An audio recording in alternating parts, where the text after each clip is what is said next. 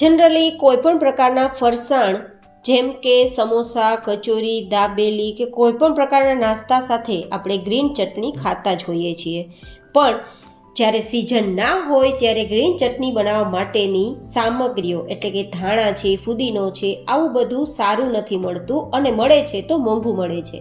તો અત્યારે ફૂલ સિઝન છે અને સસ્તા ભાવે ધાણા, ફુદીનો આવું મળે છે તો તેને આપણે એ રીતે સ્ટોર કરીને રાખશું કે આખા વર્ષ દરમિયાન ફ્રીઝમાં રાખ્યા વગર તે ચટણીને આપણે સ્ટોર કરી શકીએ અને 30-40 સેકન્ડ જેવા ઓછા સમયમાં ચટણી તૈયાર કરી અને આ જ કલર સાથે આપણે ગ્રીન ચટણીને ખાઈ શકીએ.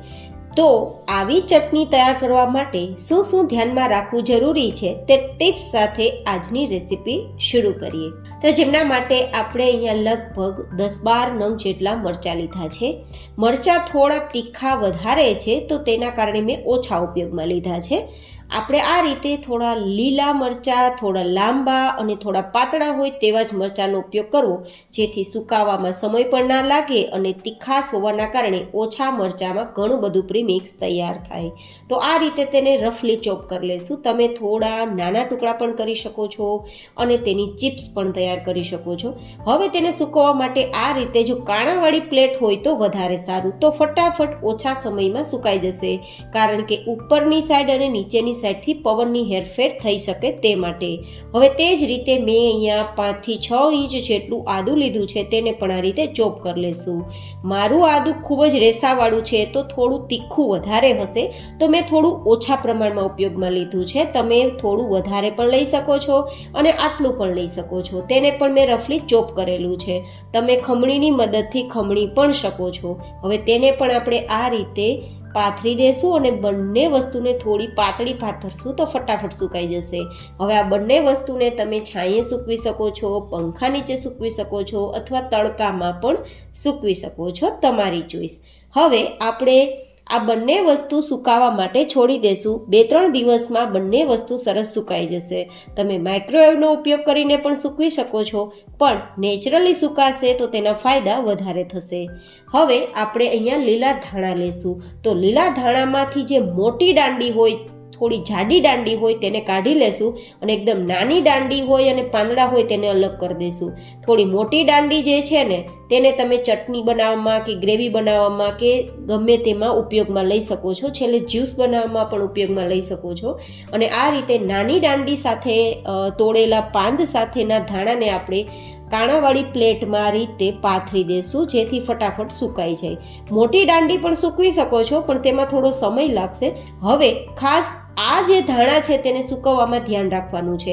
ધાણાને સૂકવવામાં આપણે પંખા નીચે અથવા તો જ્યાં સીધો પવન આવતો હોય ત્યાં જ સૂકવવાના છે, પણ તડકે નથી સૂકવવાના. જો તડકે સૂકવશો ને તો તેનો કલર બ્રાઉન આવી જશે અને પરિણામે આપણી ચટણીનો કલર મેં તમને આગળ બતાવ્યો ને કેટલો લીલો હતો તેટલો લીલો નહીં રહે, થોડો ડાર્ક બ્રાઉન ઉપર આવી જશે. તો તેને આપણે છાંયે સૂકવી દેશું અને લગભગ 2 દિવસમાં સુકાઈ જ જશે. હવે આપણે અહીંયા થોડા મીઠા લીમડાના પાંદ જે છે ને તેને પણ આપણે દાંડીથી અલગ કરી તેના પાંદડા અલગ કરી અને તેને સૂકવી દેવાના છે. તેને પણ આપણે છાંયે જ સૂકવવાના છે, તડકે નથી સૂકવવાના. તે જ રીતે ફુદીનો, તો આ ફુદીનાને પણ આપણે દાંડીથી અલગ કરી અને તેના પાંદ છે તેને અથવા તેની થોડી નાની દાંડી હોય તેને આ રીતે આપણે અલગ કરી અને પછી તેને છાંયે સૂકવી દેશું. આ 3 સામગ્રી છાંયે સૂકવશું ને તો કલર એકદમ ચટણીનો લીલો આવશે. તો સૂકવવામાં આ પરફેક્ટ ધ્યાન રાખવાનું. તો હવે લગભગ 2 જ દિવસમાં બધી જ વસ્તુ સુકાઈ ગઈ છે. તમને હું બતાવી રહી છું કે ધાણાનો કલર એટલો જ લીલો છે અને આ રીતે હું દબાવું ને તો એકદમ ભૂકો થઈ જાય છે. મતલબ ધાણા લીલા કલરમાં અને એકદમ ડ્રાય તૈયાર થયા છે. હવે તે જ રીતે હું તમને આદું બતાવું તો આદુના પણ ટુકડા થઈ જાય છે, મતલબ સરસ સુકાઈ ગયા છે. મરચાંના પણ ટુકડા થઈ જાય છે, મતલબ મરચાં પણ સુકાઈ ગયા છે. હવે તે જ રીતે જો ફુદીનો પણ ડ્રાય થઈ ગયો છે અને આ રીતે મીઠા લીમડાના પાંદ પણ ડ્રાય થઈ ગયા છે અને ભૂક્કો પણ થઈ જાય છે. તો આ રીતે બધી જ સામગ્રી ડ્રાય થઈ ગયા બાદ હવે તેને મિક્સરમાં લઈ લેશું. તો સૌથી પહેલાં આપણે આદુના ટુકડા ઉમેરી દઈશું, પછી મરચાંના ટુકડા ઉમેરી દઈશું, પછી અહીંયા 2-3 ચમચી જેટલા ફુદીનાના પત્તા જે ડ્રાય કરેલા છે તે ઉમેરી દઈશું અને 2-3 ચમચી જેટલા મીઠા લીમડાના પાન જે ડ્રાય કરીને રાખ્યા છે તે ઉમેરી દઈશું. હવે આપણે અહીંયા જે ધાણા છે તેને પણ આ રીતે થોડો ભૂકો કરીને પછી ઉમેરી દઈશું. મેં અહીંયા લીલા ધાણાનું વધારે પ્રમાણ રાખેલું છે જેથી આપણે વધારે લીલો કલર આપી શકીએ અને થોડી ક્વોન્ટિટીમાં ચટણી વધારે બને તે માટે તમે થોડો વધઘટ કરી શકો છો. મેં અહીંયા 2 થી 3 પણી જેટલા ધાણાને આ રીતે સૂકવીને તેનો પાવડર તૈયાર કર્યો છે અથવા તેને ડ્રાય કર્યા છે.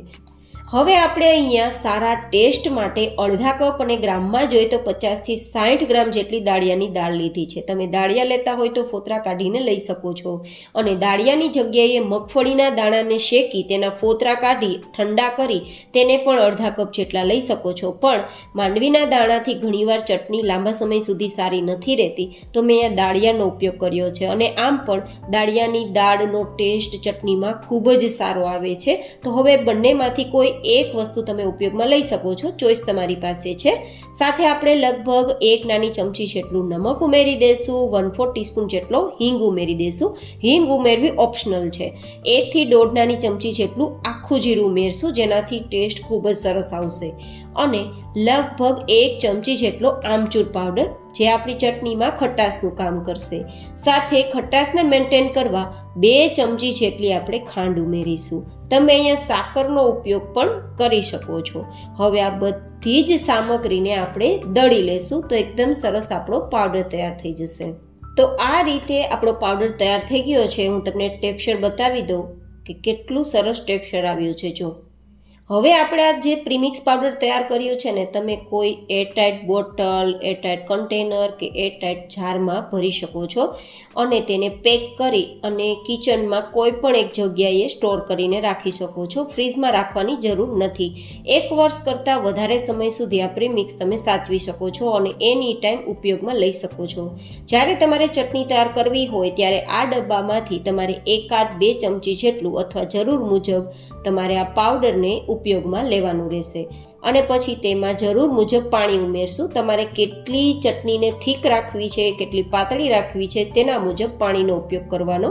4-5 ચમચી જેટલા પાણીમાં આ રીતે આપણી ચટણી તૈયાર થઈ જશે. જ્યારે એકવાર આ પ્રીમિક્સ પાવડર તૈયાર થઈને સ્ટોર કરીને રાખશો પછી જ્યારે પણ કોઈ પણ પ્રકારના ફરસાણ સાથે ચટણી બનાવવાની થશે તો 30-40 સેકન્ડમાં જ આ ચટણી તૈયાર થઈ જશે. તો તમે કલર જોઈ શકો છો કેટલો ગ્રીન આવ્યો છે. બસ આખું વર્ષ આવા જ ગ્રીન કલર સાથે તમે ચટણીને ખાઈ શકશો. તો કેવું લાગ્યું તમને આજે ટિપ્સ સાથે ગ્રીન ચટણીનું પ્રીમિક્સ બનાવવાની રેસીપી મને જરૂર બતાવજો અને ડિમ્પલ્સ ડિશિસ ચેનલ પર તમને બીજા કયા વિડીયો કે રેસીપી જોવાની ઈચ્છા છે તે પણ મને જરૂર બતાવજો. ફરી મળીશું એક નવી જ એન્ડ હેલ્ધી રેસીપી સાથે. ત્યાં સુધી stay healthy and stay happy.